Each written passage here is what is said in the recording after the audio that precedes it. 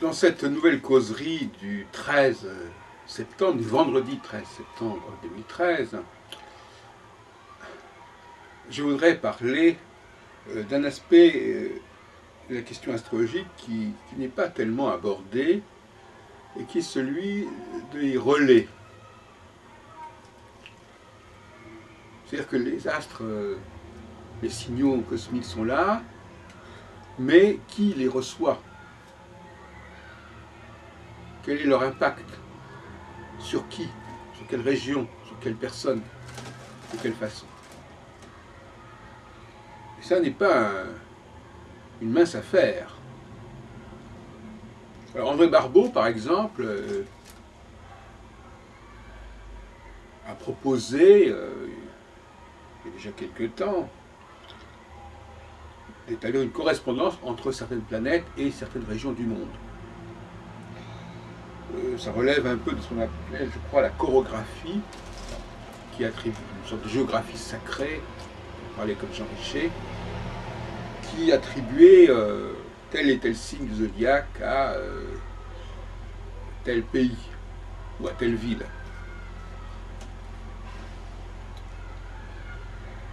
Il y a tout un ensemble de correspondances de cet ordre, de classement de la réalité terrestre, de la réalité géopolitique en rapport avec les configurations astrales, les planètes, les signes zodiacaux.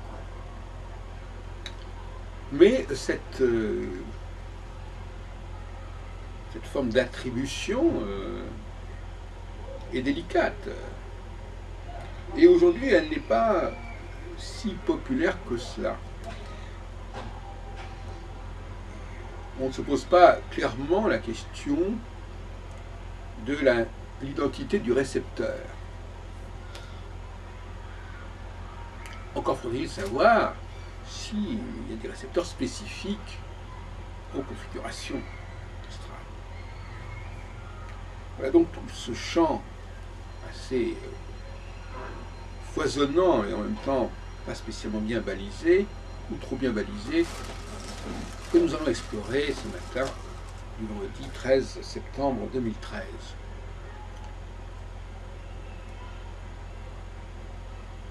Il y a une autre école qui consiste tout simplement, si on peut dire, à regarder le thème astral pour voir si effectivement la personne concernée par le thème ou l'État ou l'entreprise dont c'est le thème est en corrélation avec les transits du moment ou a dans le thème des dominantes qui détermineraient que c'est bien cette planète-là ou ce groupe de planètes qui la concerne et dont elle pourrait être le relais par excellence. Autrement dit, il y a deux voies qui s'offrent. La voie proprement astrologique, interne, si on peut dire, consistant à connaître l'heure de naissance de quelque chose, établir le thème de quelque chose, et d'après ce thème, déterminer ce qui va agir sur ce thème. Et puis il y a l'autre voie, que nous préférons pour notre part, parce que nous ne sommes pas du tout un adepte du thème, sous quelque forme que ce soit, à la Faculté libre d'astrologie de Paris. Il y a l'autre voie qui est plus empirique, si on peut dire, qui consiste à regarder comment les astres agissent, quels sont les gens ou les populations ou les régions qui sont affectées par telle ou telle configuration, et donc conclure qu'effectivement c'est cette région-là qui convient et qui va être marquée, qui va être influencée, affectée par telle configuration. Vaste débat entre ces deux écoles, ces deux sensibilités, qui d'ailleurs nous avions abordé en son temps, il y a déjà à la fin de 1976, dans ce petit fascicule qui s'appelait l'astrologie sensorielle, paru dans le numéro des fêtes de Cosmopolitan, au début donc de l'année 77 si on veut. Il y a donc quand même plus d'un quart de siècle. Et un quart de siècle, c'est une façon de parler, il y a plus de 40, plus de 35 ans. Et dans ce numéro, j'avais expliqué que pour savoir quel était le tempérament d'une personne, et donc sa sensibilité à telle ou telle planète, ben, il fallait faire des tests.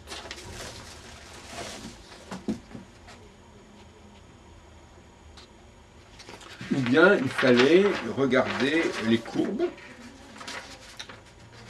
et d'après les courbes, on pourrait éventuellement déterminer celle qui correspond le mieux à la vie de la personne ou du pays.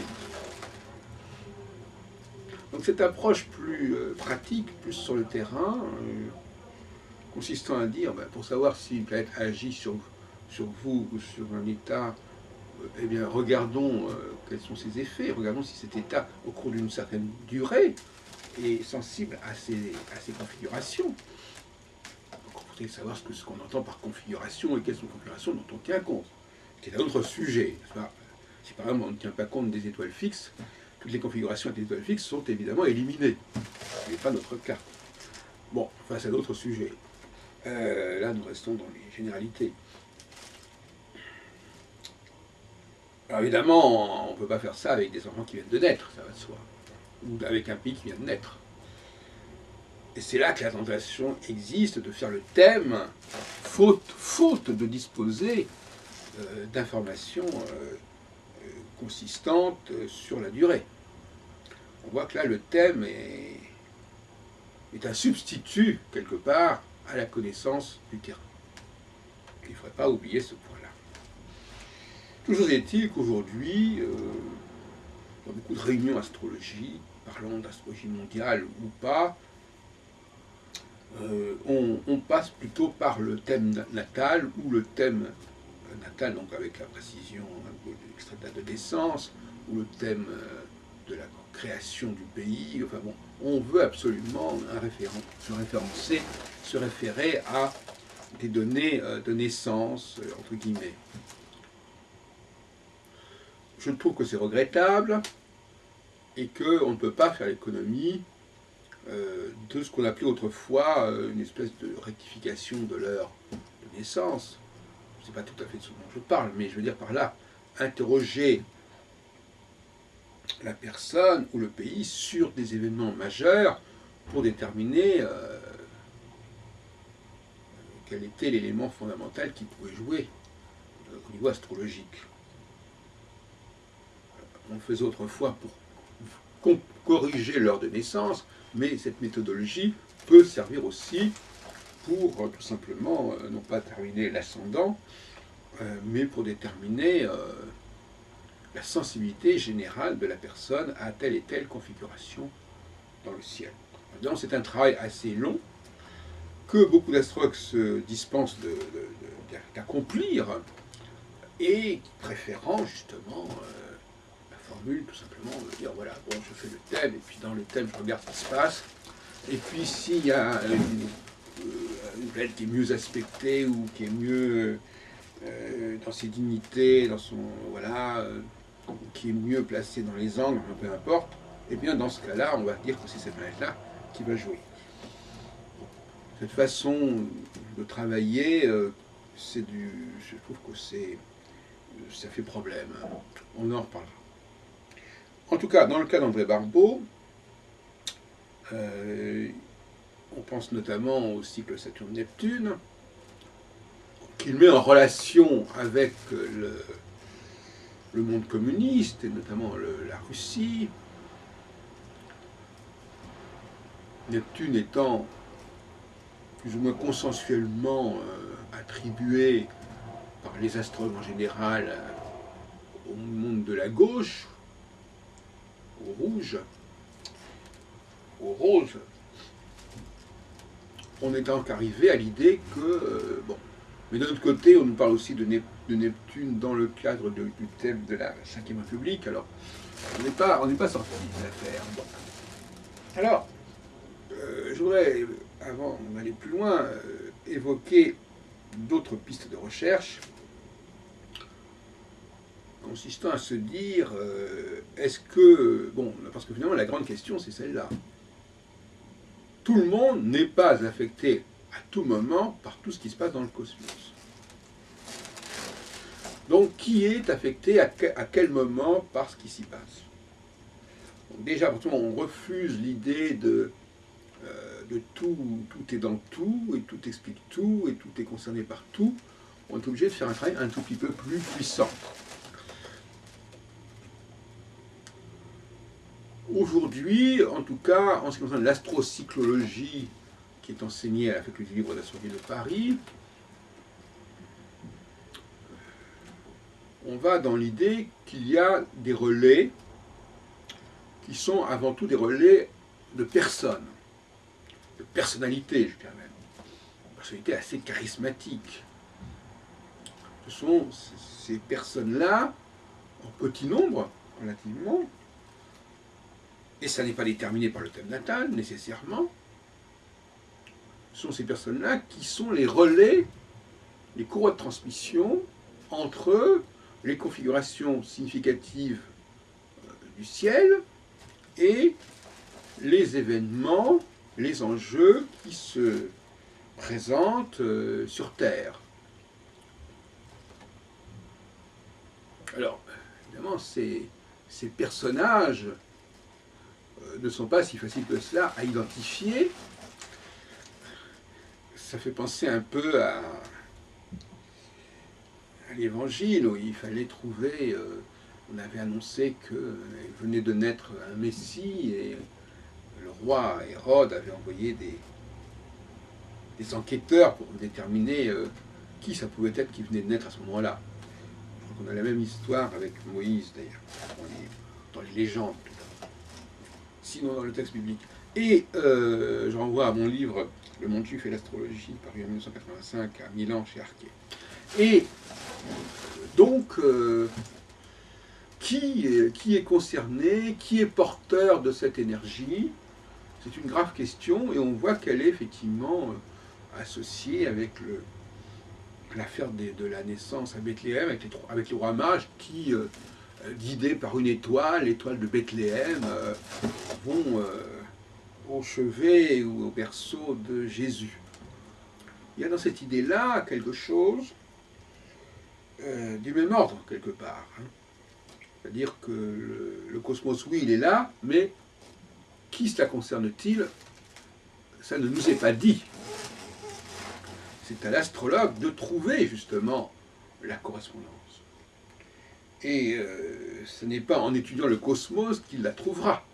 C'est en rapprochant le cosmos, selon tel et tel modèle, bien évidemment, selon tel et tel cycle, de certaines informations qui concernent le monde d'en bas, ce qui s'y passe, ce qui s'y joue, qu'il parviendra petit à petit à établir une corrélation. Corrélation avec un certain pays, corrélation avec certaines personnes. Donc, prenons le cas de Charles de Gaulle en 1958.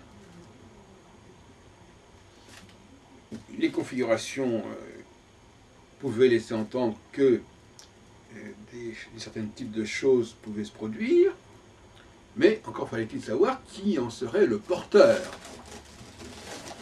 Et il y avait, par exemple, plusieurs candidats en 1958 pour prendre le relais du président du Conseil des missionnaires, et qui devait être adoubé par le président de la République de l'époque, René Coty.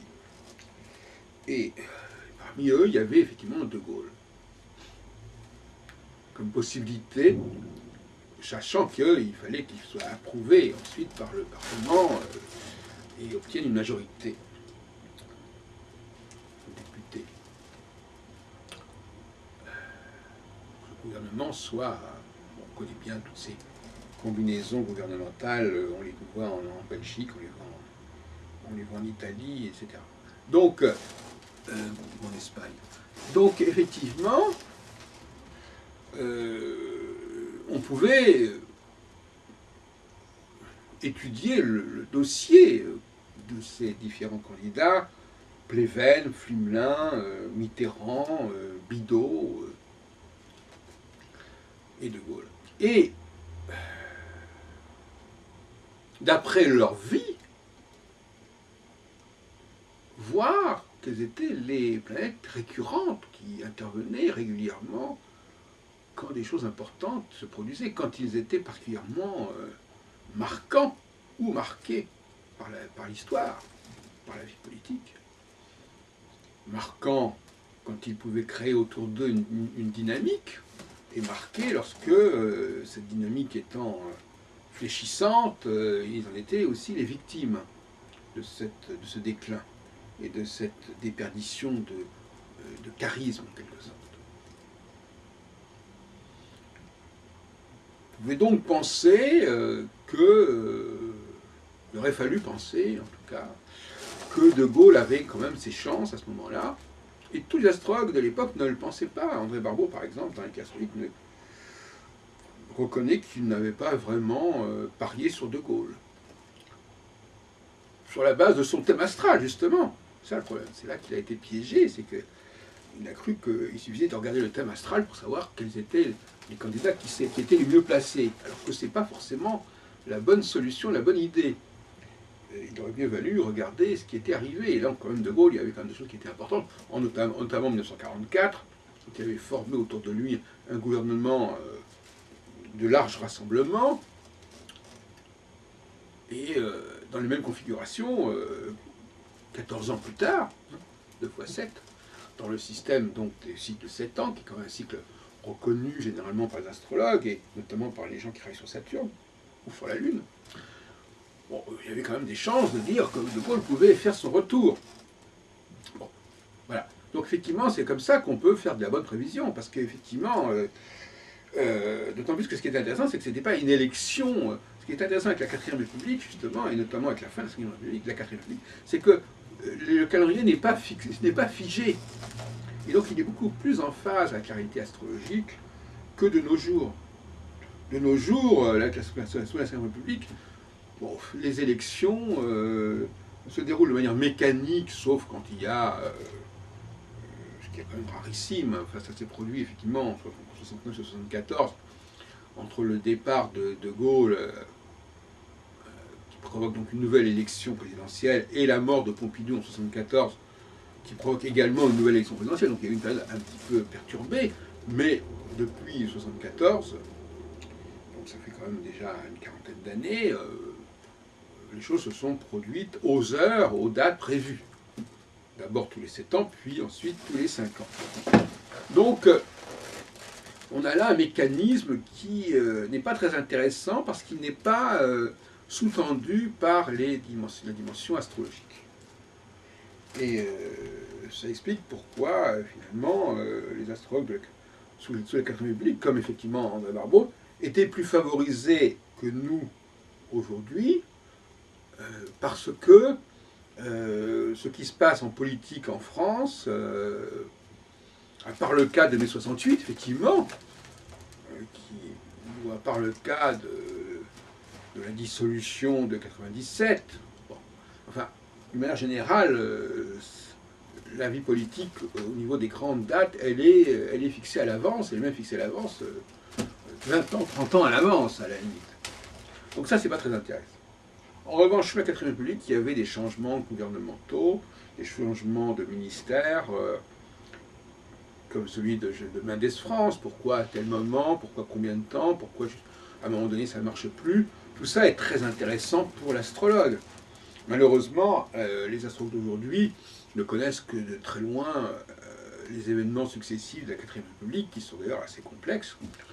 Et il travaille sur la 5ème République, qui n'est pas aussi enrichissante et instructive au regard de l'astrologie. C'est un des grands problèmes que nous avons en astrologie aujourd'hui, c'est que les cycles astrologiques connaissent une interférence avec les cycles électoraux. Alors certains diront qu'il y a un rapport entre les deux. Non, il n'y a pas de rapport entre les deux. On dira plutôt que les cycles électoraux imitent les cycles astrologiques, s'y substituent. Et il faudrait dire qu'effectivement les cycles astrologiques ne sont pas toujours à la hauteur, et puis ils sont très complexes. Mais là au moins on a un cycle qui est simple. Et donc la seule solution pour l'astrocyclologie, c'est de proposer un autre cycle, plus aussi simple, mais qui correspond à une réalité anthropologique beaucoup plus profonde, anthropocosmologique si on veut, que la question des calendriers électoraux qui d'ailleurs varient d'un pays à l'autre, ce qui aussi n'est pas très clean au niveau astrologique, où on cherche quand même une certaine forme de synchronie entre les acteurs. Donc, voilà, donc il y a une méthodologie de recherche de ceux qui vont être emportés par telle ou telle configuration majeure, telle conjonction notamment, ou qui vont être rejetés du fait de la carence de cette conjonction, ce que nous avons appelé en astrocyclologie la disjonction, c'est-à-dire quelque part la planète n'est plus connectée avec une conjonction, elle est trop éloignée à la fois de la conjonction dont elle est séparée et de la conjonction vers laquelle elle va approcher, mais pas encore. Les spécialistes des directions primaires connaissent bien cette question des planètes qui s'approchent ou qui s'éloignent, qui se séparent de telle ou telle configuration. Ce qui est bien avec les directions primaires, c'est qu'effectivement, on a des rapports de planète à planète.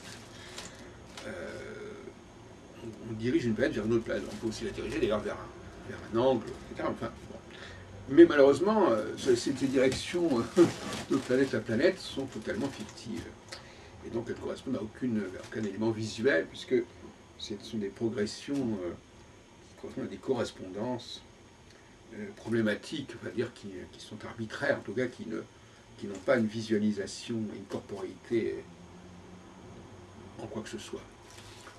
D'ailleurs, le thème natal, on en a déjà parlé dans une autre causerie, le thème natal, c'est lui-même une forme de fiction, puisqu'on s'en sert non pas spécialement pour connaître le moment de la naissance, ce qui se passe à ce moment-là, mais pour connaître ce qui se passe au moment de la consultation. Enfin, bon, puisqu'au fond, il remplace aussi bien le thème horaire quand on y pense. Alors, moi je suis... Alors, bon, il faut qu'il ne faut pas non plus exagérer ce genre de démarche. Pourquoi? Parce que on pense aussi à l'astrographie, l'astrocartographie, qui permet de déterminer quelles sont les régions du monde qui vont être affectées par tel et tel processus cosmique. Je pense notamment à une des conférences de Madame Liliane Magos à Bordeaux, que nous avons sur Téléprovidence, sur ce sujet. La question de la localisation qui est au cœur de ce qu'on appelle la chorographie, c'est-à-dire l'étude non pas du temps chronos, mais de l'espace choros. Et il faut bien reconnaître que l'attribution des signes zodiacaux transités par telle ou telle planète à telle ville ou à tel pays, bon, beaucoup d'astrologues n'y croient plus trop, mais ça a joué un rôle certainement important dans le passé, même quand on pense par exemple à la théorie des grandes conjonctions Jupiter-Saturne, le fait que la conjonction se fasse en un signe d'eau ou un signe de terre, un signe de feu ou un signe d'air, déterminait aussi quelles étaient les régions ou les religions qui seraient affectées par le passage de cette conjonction Jupiter-Saturne pendant quand même 200 ans environ. Voilà, effectivement, il y a aussi ce relais par l'élément auquel appartiennent les signes qui sont transités par les conjonctions. peut aussi classer en effet les pays par élément, et donc, puisqu'on classe aussi les signes par élément.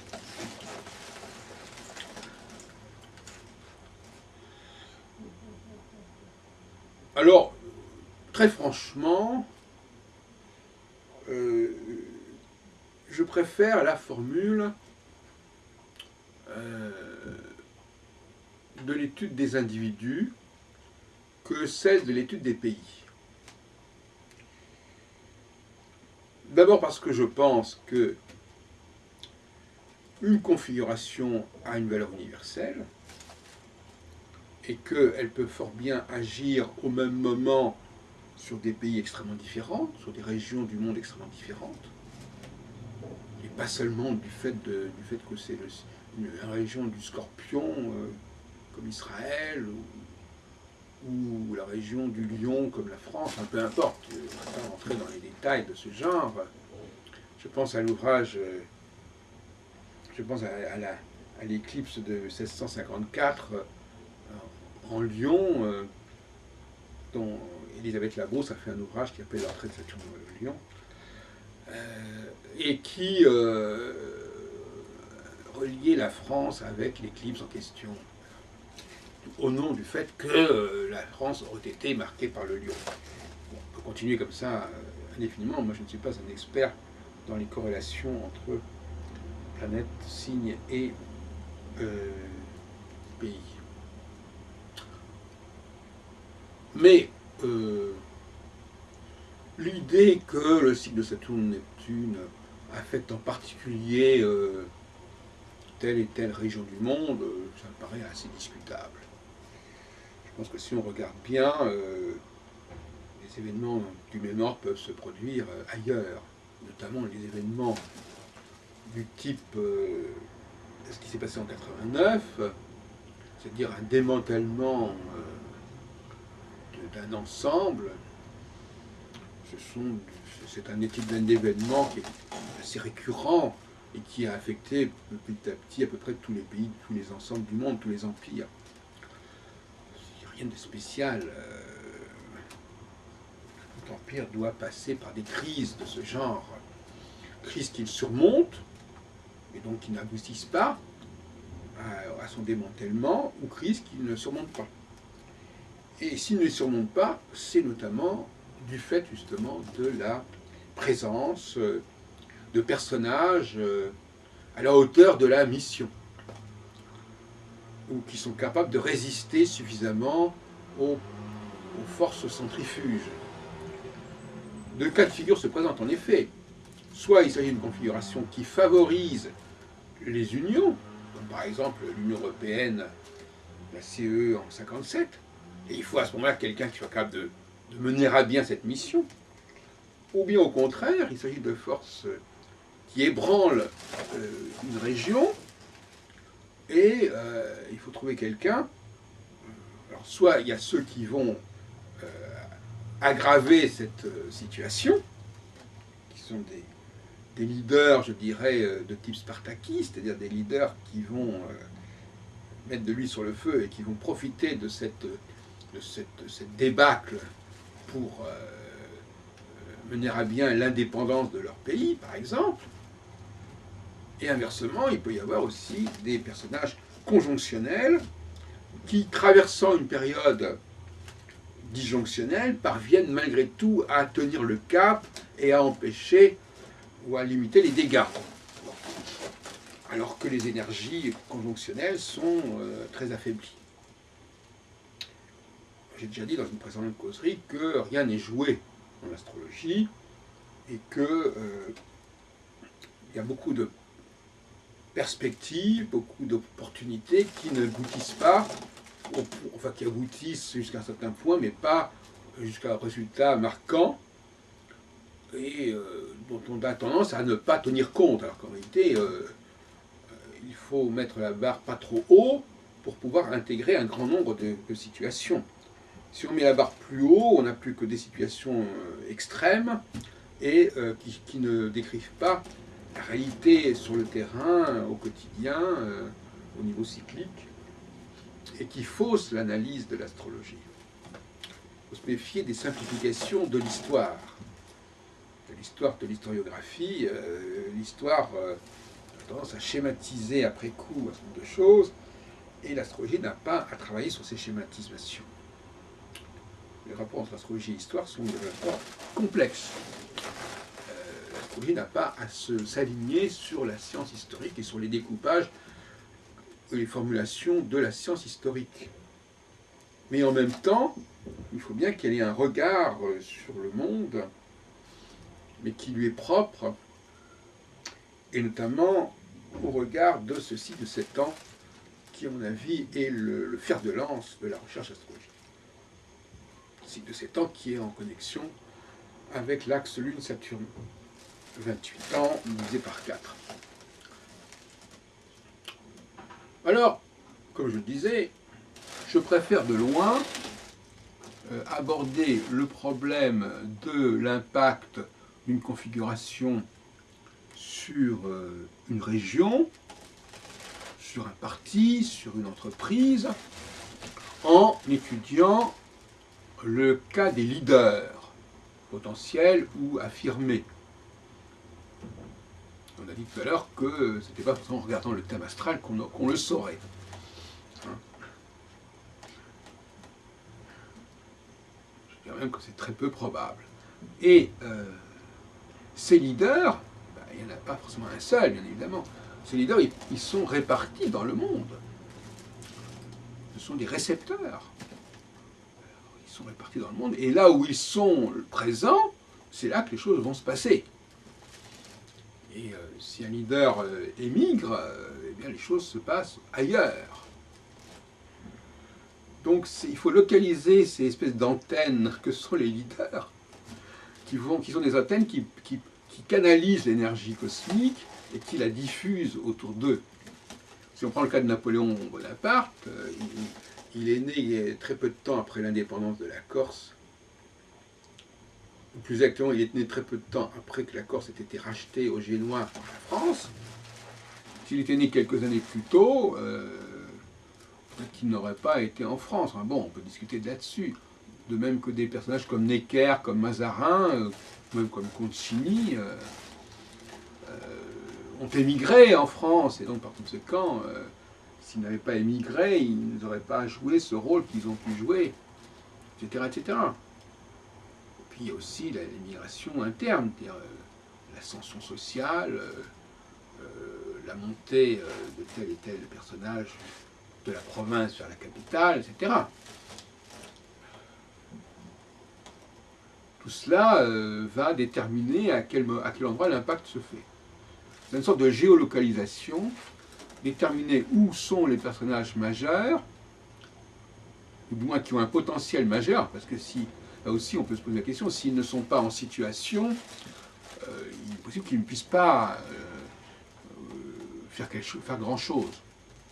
Enfin, on peut leur faire quand même confiance, et quelque part, mais peut-être avec des moyens limités, s'ils sont dans un environnement qui n'est pas très favorable, ils n'auront pas évidemment le même impact que s'ils sont à la tête des États-Unis ou de l'URSS, mais à la tête d'un petit pays. Mais là, je crois qu'il va falloir apprendre à gérer ces questions, n'est-ce pas, au XXIe siècle, et en dresser un inventaire extrêmement rigoureux des ressources humaines de ce type. Et là, il y a un travail pour les astrologues. Ce n'est plus le même travail que celui qu'ils font actuellement, consistant à interpréter des cartes du ciel, mais c'est un travail d'enquête, passer en revue un grand nombre de cas, de dossiers. Nous sommes dans des questions de dossiers, en fait. Et porter un diagnostic, et donc un pronostic sur tel et tel dossier. L'astrologue ne peut plus se permettre de se tourner les pouces en faisant faire le thème par l'ordinateur et puis interpréter ce qui est sur l'ordinateur. Il faut qu'il mette les mains dans le cambouis et qu'il aille sur le terrain et qu'il se tape beaucoup d'informations, un peu comme un policier, comme un historien, comme un journaliste. C'est ça le nouveau profil du métier astrologique pour le XXIe siècle, pour les prochaines décennies. pour la fin de celle-ci. Et d'autres questions se posent. Ces questions se posent au niveau d'une sorte de sociologie, de l'astropsychologie, c'est est-ce qu'il y a des populations particulières qui pourraient être concernées?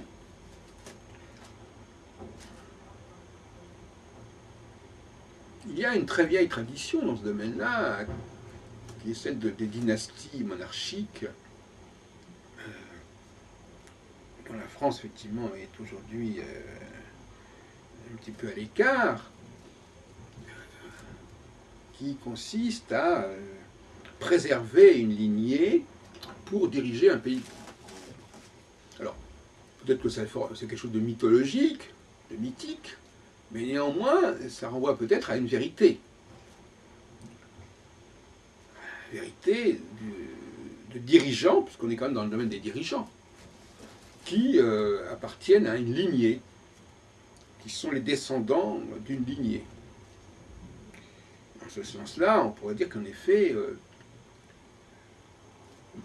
on pourrait privilégier en effet les monarchies, les dynasties princières, à l'opposé notamment de la papauté, qui elle, au contraire, comme la présidence de la République, est une affaire d'élection, même si on sait qu'à certaines époques, à la Renaissance, il y avait des familles qui avaient mis un petit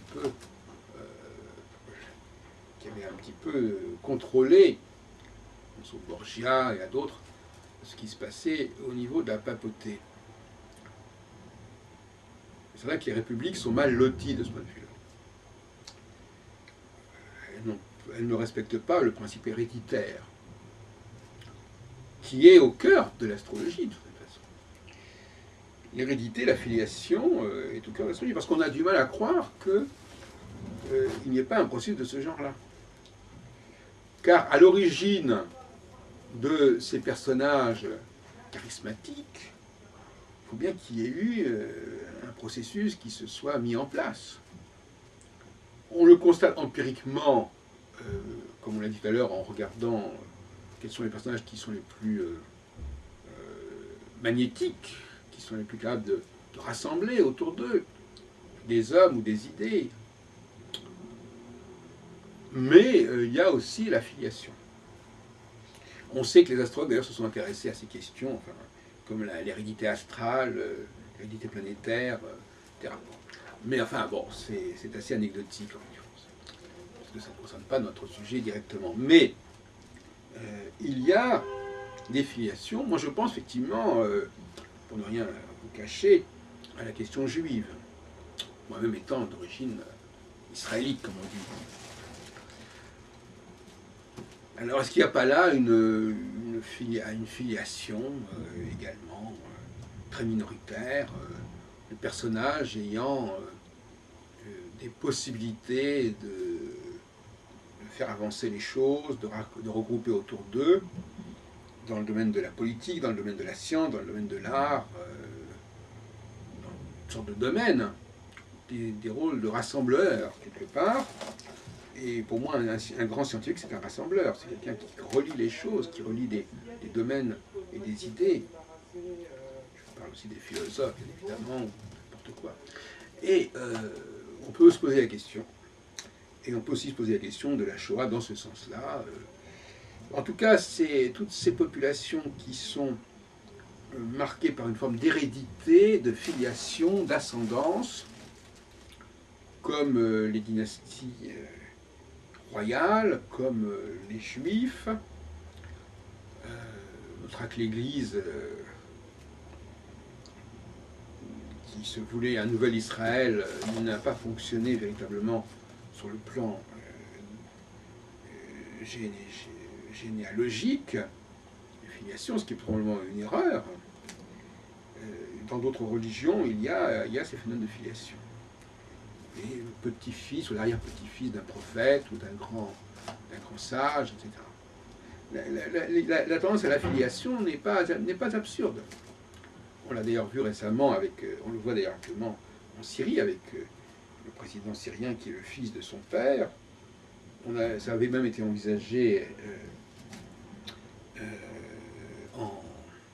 en Égypte, voire même peut-être en Tunisie. Enfin, ce réflexe de nommer, où on ne parle même pas de l'Inde, où ça s'est fait de manière considérable, avec la dynastie des Nehru, des Gandhi, etc. Bon, donc, il y a cette idée qui ne saurait être étrangère à la recherche astrologique. L'astrologie s'intéresse beaucoup à la recherche astronomique, aux découvertes astronomiques, à mon avis assez vainement, parce que les nouvelles planètes, à mon avis, n'ont rien à voir avec l'astrologie, puisque l'astrologie s'est jouée dans ses structures profondes bien avant la découverte des planètes. Elle ferait mieux de s'intéresser à des enjeux neuroscientifiques, neurologiques, les questions de cerveau, de gènes, d'ADN. C'est vraiment là qu'il y a des solutions, où là on verrait qu'effectivement, certaines caractéristiques humaines favorisent la réceptivité à des signaux. Alors moi j'aime bien la notion de signal, que j'emploie dans un sens un peu différent de mes collègues, puisque je me réfère à Pavlov, bien que Nicolas aussi parle de Pavlov dans ses travaux, mais pas tout à fait de la même manière que moi, Jean-Pierre Nicolas. Le signal est quelque chose qui est pour moi conventionnel, complètement conventionnel. Donc, quand je dis qu'il y a un signal cosmique, c'est totalement conventionnel, c'est-à-dire que ce n'est pas le cosmos qui nous fait un clin d'œil, qui nous fait signe, c'est l'homme qui a déterminé que telle et telle configuration ferait sens, serait signal. Mais encore faut-il qu'il y ait des gens pour capter cette configuration, ce signal, et ça nous renvoie à notre débat de tout à l'heure sur les récepteurs et sur ceux qui sont capables de véhiculer et de perpétuer le signal. Bon.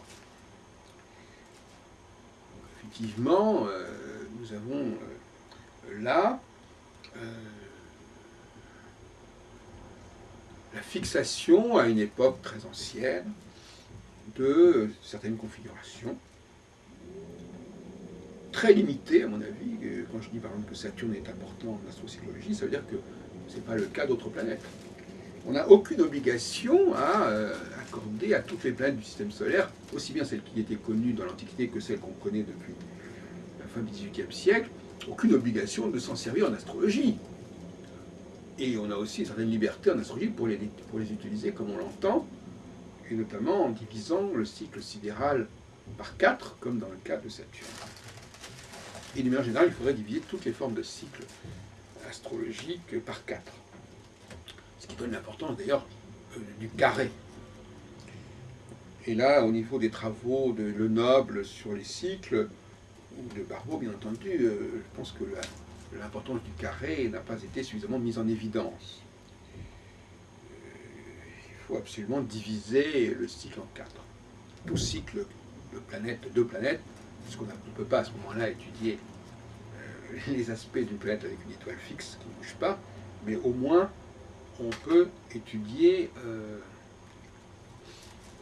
les aspects de carré, et oublier les aspects de sextile, de trigone qui ne sont pas pertinents dans cette histoire. Pauvre carré qui est considéré comme un aspect négatif, qui est assez aberrant. Et donc, je disais que laissons tranquille l'astronomie, ne gardons l'astronomie que des éléments utiles, et considérons que c'est plutôt le domaine de la génétique qui devrait être un horizon pour l'astrologie de demain. Et à ce propos, donc, je dirais que la capacité à identifier un signal demande un certain type de développement cérébral, je suppose. Un signal qui est quand même, qu'on le veuille ou non, même s'il est visible physiquement, les gens qui vivent aujourd'hui ne sont pas avec les yeux rivés sur le ciel. Donc quelque part, la captation même du signal fait problème. Mais on peut admettre effectivement que nous avons des antennes qui permettent à certains d'entre nous de capter ces signaux et donc de les répercuter sur l'ensemble de l'humanité. C'est bien ça le problème. Et d'une manière générale, donc c'est une sorte de sémiologie de récepteurs, de capteurs. Il y a des gens qui sont de meilleurs capteurs que d'autres, qui captent mieux les informations, qui isolent mieux les informations, parce que là, en l'occurrence, par rapport à tout ce qui se passe dans le ciel, il faut être capable d'isoler ce signal. Saturne, par exemple, conjonction avec telle et telle étoile fixe royale, mais ça peut être donc pour des astrologies plus traditionnelles, tel carré entre Saturne et Neptune, telle conjonction, telle opposition. Qu'est-ce qui... alors, plutôt que de dire que les humains en général captent ces informations, ce qui est une solution, qui ne me convient pas, je préfère dire qu'il y a certaines personnes qui en sont capables. De même qu'on sait très bien que tout le monde n'est pas un génie, que tout le monde n'est pas un grand compositeur ou un grand peintre. Je ne vois pas pourquoi on dirait que tout le monde... Bon, on ne voit pas pourquoi, si l'astrologie a quoi que ce soit à faire avec justement ces facultés remarquables et extraordinaires, on ne voit pas pourquoi tout le monde serait concerné. De même qu'on admet qu'il y a des personnages tout à fait extraordinaires, on peut, sur le plan de leur réalisation intellectuelle, politique, etc., on peut aussi admettre qu'il y a des personnages extraordinaires par rapport au cosmos, par rapport à la capacité à capter les choses. Donc, effectivement, je suis pour l'abandon d'une astrologie pour tout le monde, au sens, précisons-le quand même, je ne dis pas que tout le monde ne doit pas être intéressé par l'astrologie en tant que science, mais tout le monde ne doit pas croire qu'il est lui-même marqué par les astres, ou plus exactement, il doit croire qu'il est marqué, mais pas directement par les signaux cosmiques, mais par ceux qui captent ces signaux cosmiques. Ce sont des subtilités, mais qui clarifient un peu le domaine. Donc, non, les astres n'agissent pas directement, les gens ne sont pas tous branchés directement sur le cosmos. Et donc, le thème natal, très franchement, étant donné que l'enfant qui naît n'est pas branché sur d'autres personnages autour de lui, à part éventuellement sa mère, le thème natal n'a pas de légitimité au regard de l'astrocyclologie, puisqu'il n'y a pas eu le temps d'être imprégné par une certaine atmosphère sociologique, sociale, sociopolitique, intellectuelle, dont on pourrait effectivement, par capillarité, être le bénéficiaire. Vous voyez donc l'importance d'une astrologie qui est dans le temps, d'un personnage qui est dans le temps, d'une influence qui se situe dans le temps, dans l'environnement sur Terre, pas dans l'environnement cosmique. L'environnement cosmique étant réservé à des capteurs très peu nombreux. En revanche, ces capteurs très nombreux déterminent des environnements terrestres qui vont englober petit à petit la plupart des gens, directement ou indirectement. Voilà un peu ma conception des choses. Donc, la grande énigme pour les décennies à venir n'est pas de découvrir comment Saturne agit sur nous du fait de ses caractéristiques astrophysiques ou autres. Ça n'a aucun intérêt. Et ça ne bouge sur rien. Donc le dialogue à ce niveau-là avec le monde de l'astronomie et l'astrophysique n'a aucun intérêt. En revanche, au niveau de ce qu'on pourrait appeler une instrumentalisation du cosmos, d'où l'importance de la visualisation, car cette visualisation est liée à l'instrumentalisation. Un objet peut agir sur moi sans être visible si on n'est pas dans l'instrumentalisation. C'est-à-dire effectivement, les microbes, je ne sais pas, les virus. Mais il y a ce que j'appelle les sciences de l'esprit, où ce n'est pas l'objet en lui-même qui nous intéresse, sa nature profonde, que la science peut découvrir petit à petit. Mais l'objet tel qu'il se présente à nous, même si c'est totalement artificiel, un trompe-l'œil. Ce qui est important, c'est que nous captions une image. Une image, c'est-à-dire quelque chose qui se forme, un signal visuel. Un signal visuel constitué de facteurs planétaires, stellaires, qui se rejoignent, ou qui s'éloignent, ou qui se rapprochent, ou qui se séparent.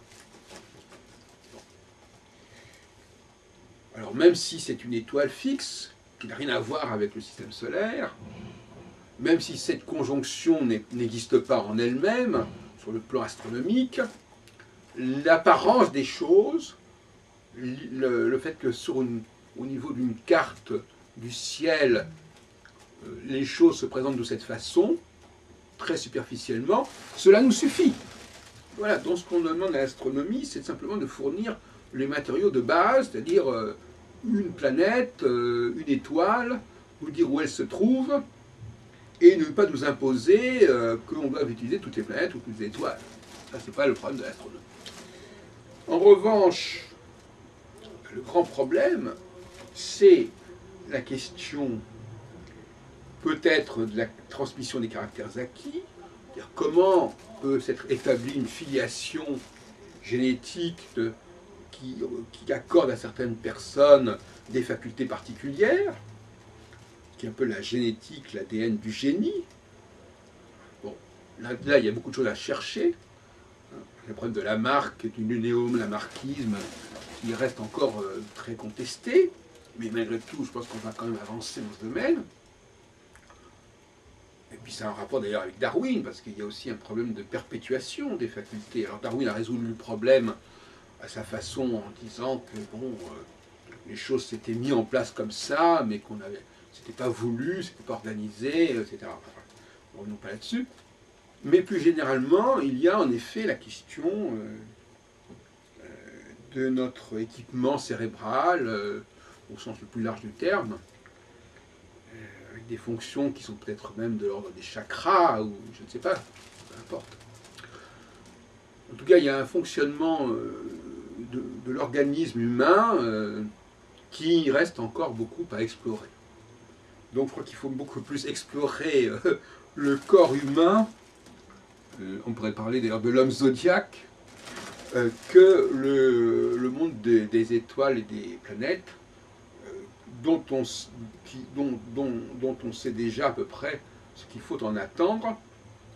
Et de toute façon, ce ne sont pas les scientifiques des sciences dures qui vont nous aider dans ce domaine-là. On sait par ailleurs, Vauquelin d'ailleurs n'a pas cessé de le répéter, qu'il y a des tas d'animaux, de végétaux, de mollusques, etc., qui, quelque part, réagissent, captent les signaux cosmiques. Notamment, des planètes, parce que les planètes, ils ne les connaissent pas, ce qui montre bien que s'il n'y a pas une science astronomique au départ, quand même, historiquement, l'astrologie dépend complètement de l'astronomie, c'est évident. S'il n'y a pas une science astronomique au départ qui détermine qu'il existe des planètes et des étoiles, et que ce n'est pas la même chose, et qu'il y a des rencontres entre les deux, il est évident qu'on n'en serait pas là. Et les animaux eux-mêmes n'en sont pas là, et ils se contentent de choses beaucoup plus évidentes, qui sont, comme on trouve d'ailleurs dans la Genèse, d'un côté les étoiles fixes, éventuellement, mais en tout cas, de l'autre côté, les luminaires, le Soleil et la Lune, et les rencontres entre le Soleil et la Lune. Avec éventuellement la question de la levée du Soleil, le lever du Soleil, le coucher du Soleil, je ne sais pas. Enfin, ils ont aussi leur petite solution, et ils réagissent aussi, probablement, il semblerait bien, à des configurations. Donc, cette tendance à instrumentaliser le cosmos existe en dehors de l'humain. Alors, est-ce qu'il s'agit d'une instrumentalisation? Dans le cas de l'homme, il s'agit simplement d'une instrumentalisation. Bien qu'on puisse se poser des questions concernant le cycle des menstruations féminin. Mais en ce qui concerne les animaux, est-ce que ce sont les astres qui agissent sur eux, malgré eux, en quelque sorte, à leur insu, ou bien est-ce que ce sont eux qui ont déterminé cette corrélation entre eux et le cosmos, et le cosmos en l'occurrence la Lune par exemple. Est-ce qu'ils ont instrumentalisé la Lune? Est-ce qu'ils ont mentalement voulu se servir de la Lune comme d'une sorte d'horloge chronocrator, etc. Moi je laisse ça ouvert. En tout cas, pour les animaux, il est possible, comme le Soleil et la Lune sont des astres qui sont relativement plus proches de nous que les planètes, et encore plus que les étoiles, il est possible qu'il y ait une action directe des luminaires, mais ce n'est pas certain. En tout cas, en ce qui concerne l'astrocyclologie, ce n'est pas cette action directe qui nous intéresse. Donc on laisse de côté cette question de la chronobiologie qui renvoie malgré tout à des problèmes de vibration et d'influence réelle des luminaires et de la lumière. On laisse de côté cela pour les gens qui travaillent sur les animaux et sur les végétaux. Et en ce qui concerne l'astrologie, qui est avant tout une astrologie articulée sur les planètes, eh bien là, c'est uniquement humain. Il n'y a que les êtres humains qui, et de manière très limitée d'ailleurs, sont concernés par le mouvement des planètes, et de certaines planètes. Et encore certains êtres humains, et pas tous. Mais ils le sont, ceux qui le sont au nom, en quelque sorte, de l'humanité tout entière. Donc, effectivement, dans ce domaine-là, il y a beaucoup de réponses à attendre. Il y a un dialogue qui doit s'ébaucher avec le monde de la biologie et de la chronobiologie, mais humaine. Et puis alors un autre dialogue qui doit également s'instaurer, c'est évidemment avec les historiens, on en a parlé déjà tout à l'heure. Il faudrait que des historiens, puisque qu'est-ce que c'est qu'un historien? C'est quelqu'un qui nous ramène au passé. Et la recherche astrologique est une recherche qui s'appuie aussi sur le passé, bien évidemment, pour se valider. Donc, comme je disais tout à l'heure, il ne faut pas faire de l'histoire superficielle, avec les grandes dates de l'histoire de France, et que tout le monde a dans la tête, c'est une plaisanterie. Il faut faire une histoire beaucoup plus pointue, qui tienne compte d'événements beaucoup plus subtils, qui n'ont pas abouti nécessairement, qui ont été oubliés, qui ont été même peut-être parfois effacés, si on peut dire, des archives ou des annales. Donc il faudrait que des historiens qui, que ce soit d'ailleurs dans le domaine biographique aussi, ou l'histoire des textes, ou l'histoire des sciences, ou l'histoire de la philosophie, l'histoire des événementiels, etc. Des historiens qui, connaissant fort bien une période, sur un créneau bien particulier, soient en mesure d'appliquer tel et tel modèle astrologique pour montrer que les différents temps de ce modèle astrologique se sont bien répercutés, peut-être pas chez tout le monde, mais chez certaines personnes, et certaines personnes importantes qui ont exercé une influence sur l'ensemble. Parce que qu'est-ce que c'est qu'un génie? C'est quelqu'un qui agit sur l'ensemble de l'humanité. Une personne qui n'aurait qu'une influence limitée n'aurait pas ce statut. Il y a une dimension sociale au génie. Non seulement parce qu'il... et aussi parce que le génie unifie l'humanité. Il est un élément central qui diffuse, mais qui rassemble, qui réunit, qui rapproche les idées, qui rapproche les informations. Donc il a un rôle social, un rôle de ciment social absolument majeur.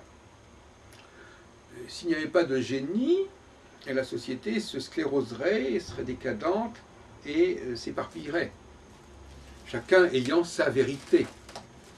Le problème du génie, c'est de montrer qu'il n'y a pas une vérité individuelle, mais une vérité collective. Alors c'est paradoxal, parce qu'effectivement, le génie, il est justement un individu. c'est là qu'il y a toujours des confusions là-dessus. C'est un individu, mais c'est un individu qui a une dimension universelle, en tout cas une dimension collective. On ne pourrait donc pas le mettre sur le même pied qu'un individu lambda qui, lui, ne représente que lui-même. Bon, là, il y a des tas de conflits à ce sujet. Il faut bien se mettre dans la tête, et la notion de génie, à mon avis, est au cœur de la pensée astrologique du XXIe siècle. C'est la cible de l'astrologie au XXIe, non seulement sur le plan, comme on l'a dit tout à l'heure, de la recherche génétique, de l'ADN, il y a peut-être des gènes du génie, que sur le plan donc de l'identification de ces personnages comme des courroies de transmission, comme des interfaces par rapport entre le monde d'en haut et le monde d'en bas. Effectivement, le génie est un élément constitutif de toute société, de toute cité, de toute communauté. Une communauté qui n'a pas de génie est une communauté qui dépérit, qui périclite. Donc voilà le mot d'ordre que je mettrai en avant. C'est un sujet que j'étudie depuis très longtemps, depuis même la période de l'adolescence. La fonction sociale du génie, comment on l'identifie, comment on le définit. Alors je crois que là je viens de proposer une définition qui peut paraître un petit peu étonnante. Le génie, c'est celui qui unifie le monde. C'est celui qui rassemble, qui rapproche, qui regroupe les choses et les gens. Voilà.